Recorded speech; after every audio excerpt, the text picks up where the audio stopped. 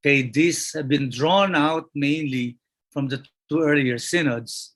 Okay, the Pope emphasizes that in our own way of considering any pastoral issues on the family, it is always important not to lose sight of the vision, okay, which is actually forming solid and fruitful families according to God's designs. And here, there is an invitation for this to happen, that families get evangelized, okay, in the ways, in the Word of God, okay, in the principles and the values of the kingdom. But at the same time, families are called to be evangelizers in the world, something that we know already in Familiaris Consortium. Here, actually, he claims that there has been some problems in the way pastors or seminarians or priests have been formed.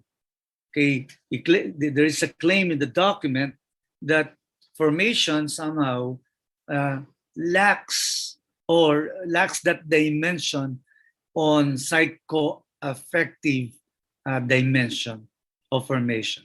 Somehow reason why some pastors are not able to deal with the complex realities of families in our today's world.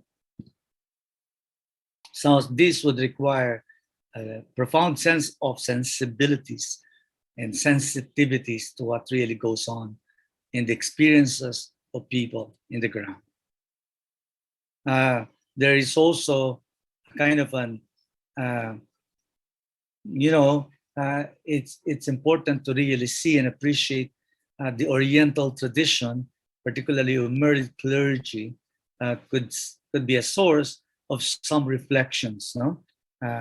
In the way we would actually understand and deal with certain pastoral issues.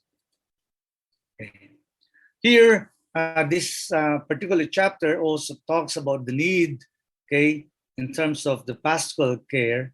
It needs, we need to focus on preparation for marriage, which includes, okay, accompaniment of couples, okay, in the first years of their married life, helping couples to deal with the issue of responsible parenthood, confronting complex situations and crises, and looking at this as sources of growth, analysis of the delay of effective maturity, particularly of young people in some cultures.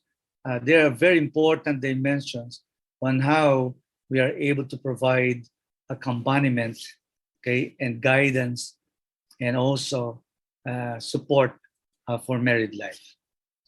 Accompaniment for abandoned, separated, or divorced persons.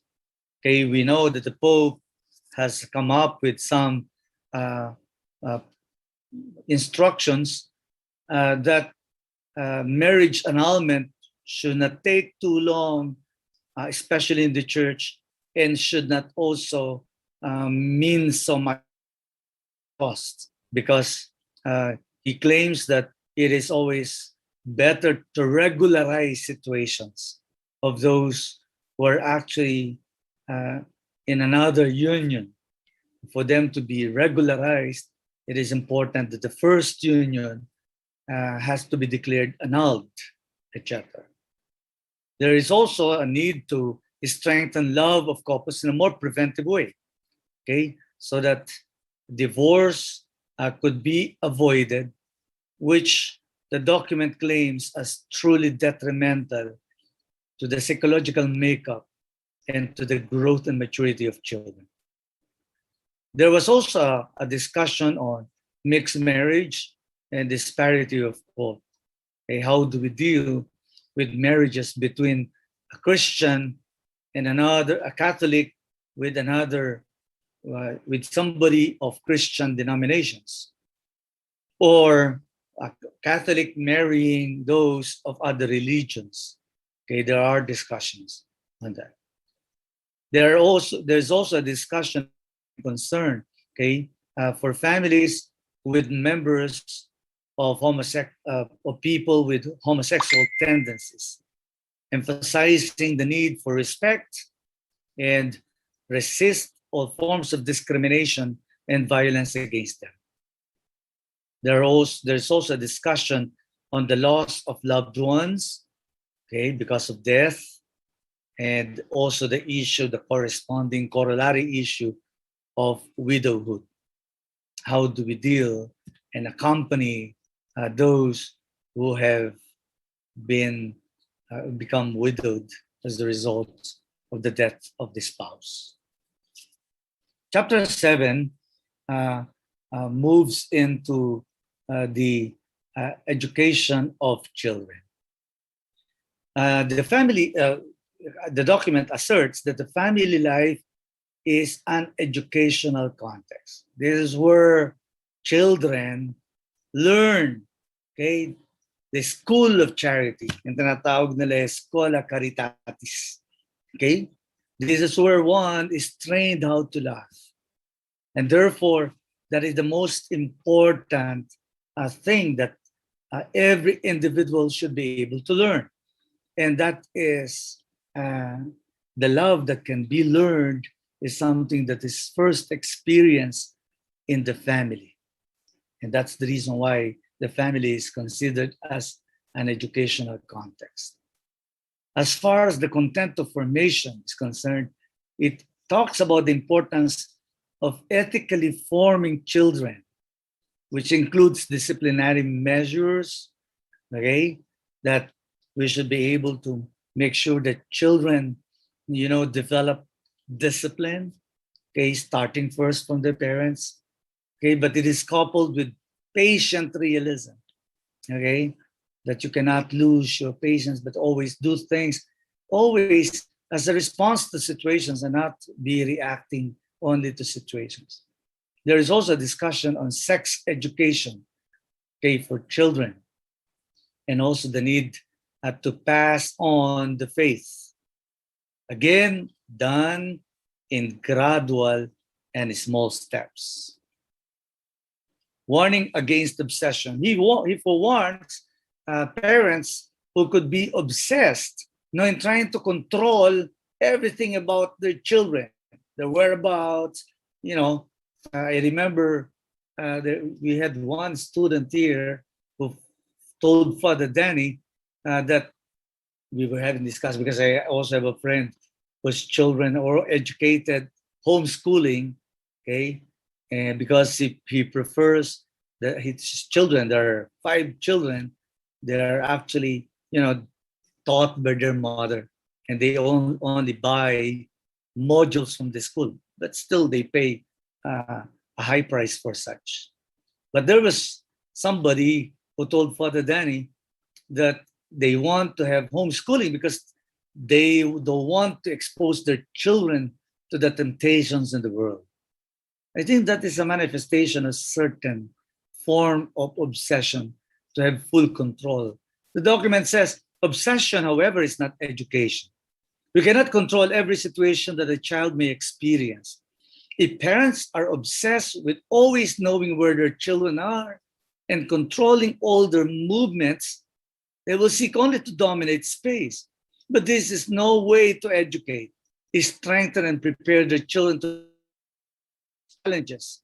What is most important is the ability lovingly to help them grow in freedom, maturity, overall discipline, and real autonomy. So it's basic accompaniment. It's not about control. It's not about making your children as projects by which you want them to be like this and that after your own, particular model and how they should be, okay? But trying to allow them in freedom discover their own uniqueness and their own giftedness, and be able to develop responsibility in freedom. I think that's a very beautiful psychological intuition. okay, because of the grounding of the Pope in the real experiences of people. In this particular section, as I said earlier, there is a discussion on sex education, okay? The document claims that there should be real sex education that parents should be able to be responsible for. If the educational institutions, according to the document, have taken up this challenge in an age when sexuality tends to be trivialized and impoverished, the sound solution that we can offer is to be able to carry it out within the broader framework of an education for love and for mutual self-giving. Okay, I think that the problem sometimes, if when children learn about sex in the streets or from their peers, I think there is a greater problem that may emerge out of that. Or in some cases, sex education programs in some schools are not infused with Christian values and therefore are trivialized and impoverished. I remember meeting a Belgian married to a Filipina, and they had one child. He was only, I think, 4 years old. And the child was very, very agile, maligalig. And then we happened to talk about something on sex education.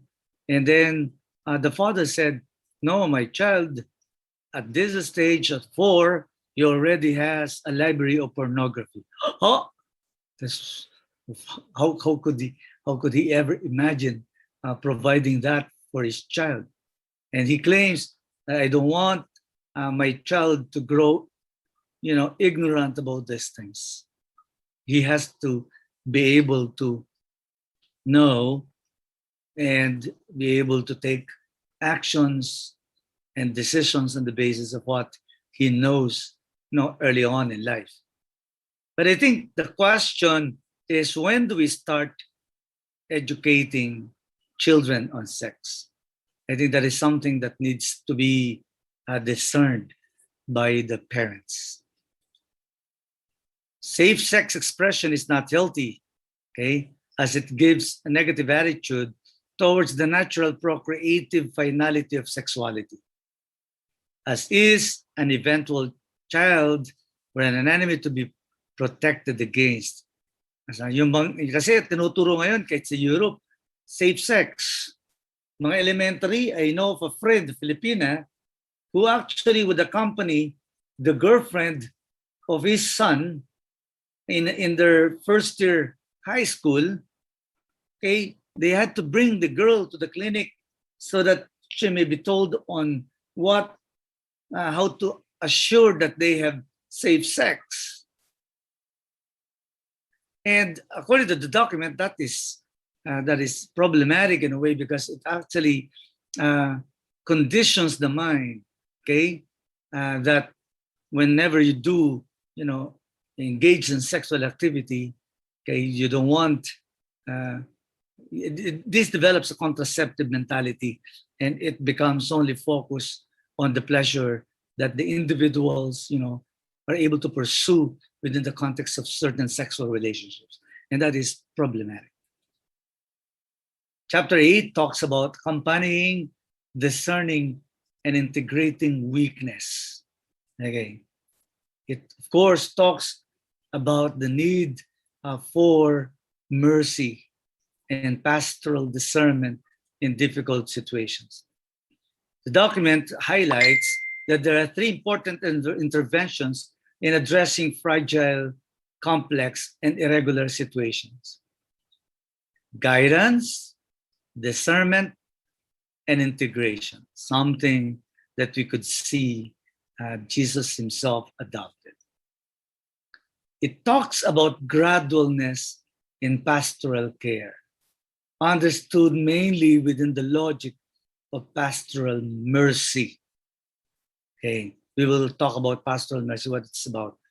There is a need to avoid judgments which do not take into account the complexity of various situations, and to be attentive by necessity to how people experience distress because of their condition. It is a matter of reaching out to everyone, helping each person find his or her proper way of participating in the ecclesial community and thus experience being touched by an unmerited, unconditional, and gratuitous mercy.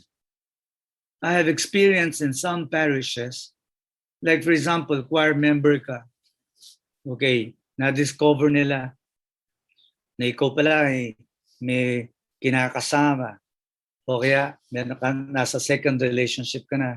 Sometimes they are somehow rejected, and they are actually taken away from their own membership in the ministries or even in organizations.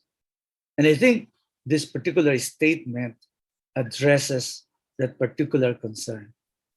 It talks about the need for us to avoid judgments because we do not really understand completely the complex reality within which certain individuals or couples see themselves at. Okay? It is important, and based on pastoral discernment and pastoral care, it is important that we make them feel accepted, that we make them feel belonging and participating one way or another in the ecclesial community's life and mission. Okay? And allow them to experience precisely the unconditional and gratuitous mercy of God. Ito ay pinaliwanag niya yung mamaya, papaliwanag. Divorce and civilly remarried people. According to the document, baptized or divorced and civilly remarried need to be more fully integrated into Christian communities in the variety of ways possible, while avoiding any occasional scandal. Their participation can be expressed in different ecclesial services. Such persons need to feel not as excommunicated members of the church, but instead as living members, able to live and grow, sorry for the misspelling, in the church. This integration is also needed in the care and Christian upbringing of their children. Okay? So, parang iba yung orientasyon nito. The pastoral orientation here is not about rejection, but it is about compassionate care, pastoral care for those who may find themselves in such situations. Okay. Here, especially in difficult situations, there is a need for discernment. If we consider the immense variety of concrete situations, it is understandable that neither the synod nor this extraordinary synod could be expected to provide a new set of general rules, canonical in nature and applicable in all cases, which used to be the case for early on in the thinking of many conservatives in the Vatican. What is needed is simply a renewed encouragement, especially for certain individuals, to undertake a responsible personal and pastoral discernment of each pastoral case. And the consequences or effects of a rule need not necessarily be always the same. I think that's a very big progression from what has been thought of, especially in the way we dealt with moral, especially sexual questions or issues. So, ang kailangan is turuan ng tao mag-discern what God, in a way, expects them to do within this particular reality and context that they find themselves at. Okay, general rules cannot be disregarded. Of course, he emphasizes that, but such cannot provide absolutely for all particular situations. The role of conscience, the role of personal discernment comes into the picture. Okay, and this is what he says when when he speaks about logic of pastoral mercy. Okay. At times, we find it hard to make room for God's unconditional love in our pastoral activity. We put so many conditions on mercy that we empty it of its concrete meaning and real significance. That is the worst way of watering down the gospel. Okay? So, compassion and mercy is not about putting a lot of conditions, okay, coming especially from certain absolute normativities that we impose upon people. Chapter 9 speaks about the spirituality of marriage and the family. Okay, talks about marital and family spirituality, which according to the Pope is characteristically, found and are expressed in many different, okay, small but real gestures within the context of the family, the love that you do, the small gesture of attention that you give to your children, etc. Okay, the spirituality is made up of thousands of small but real gestures. Those who have deep spiritual aspirations should not feel that the family detracts from their growth in the life of the spirit. Okay, but rather see it as a path which the Lord is using to lead them to the heights of mystical union. So the dichotomy between, spirituality pursued only in religious life, some spirituality that happens particularly in the profound experiences of prayer, okay, which makes us possibly, providing conditions of the possibility for mystical experience. No, he says that such spirituality is possible within the context of family life. And here, this is something that is experienced in such moments of joy, relaxation, celebration, and even sexuality can be experienced as a sharing in the full life of the resurrection. Sinasabi nga that even sexual unions, so marital acts, are actually holy moments by which couples can continue to sanctify themselves, provided they are done, okay, with respect, with love, okay, for each other. Sabi nga ni Bishop Bacani, one time when he was talking about that, yun daw, sexual union of couples is not, as far as its dignity is concerned, it's not really very far from the moment of consecration. The only difference is in the consecration, you have somebody, an altar boy, ringing the bell. But in the actual experience of couple, it is something that is done in the intimacy and exclusivity of their own particular loving experience. Here, that spirituality is something that is actually centered on loving fidelity. Okay? When you develop love, when you show love, when you live out the demands of love, okay? Starting with couple, they experience love in a faithful way by embracing fidelity to one another, okay? Or when they actually do something for the children, make their sacrifices because of love, these are important fragments of such spirituality because they make it possible for the loving relationship between couples and their love for the children as a sacrament of God's own fidelity for his people. Family life is actually a shepherding in mercy, training every member to have a spiritual experience to contemplate our loved ones with the eyes of God and to see Christ in them. Wow, that's a very profound insight. Okay, it's a shepherding in mercy. Okay, that we have to be able to teach each other. The couple should be able to teach each other how to become compassionate with one another and to be able to train themselves how to be able to shepherd the children in mercy so that their children are able to become familiar with the grammar of mercy and compassion as they themselves have experienced such kind of shepherding. Okay. And that happens when we are able to see things with the eyes of God and also to see Christ in every person, starting with the members of the family and beyond. So there is no perfect family, according to the Pope. We are all in the process of growth and maturity in the ability to love. So the family is a school of love when we can learn how to love. And that becomes possible when we are able to decide to journey together with God, who is the source of love.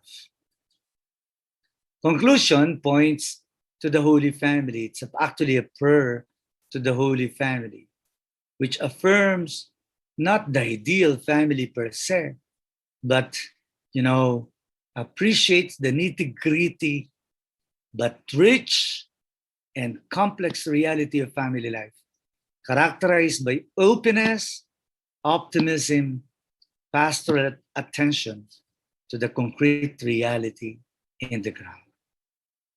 So I'd just like to end there. We have about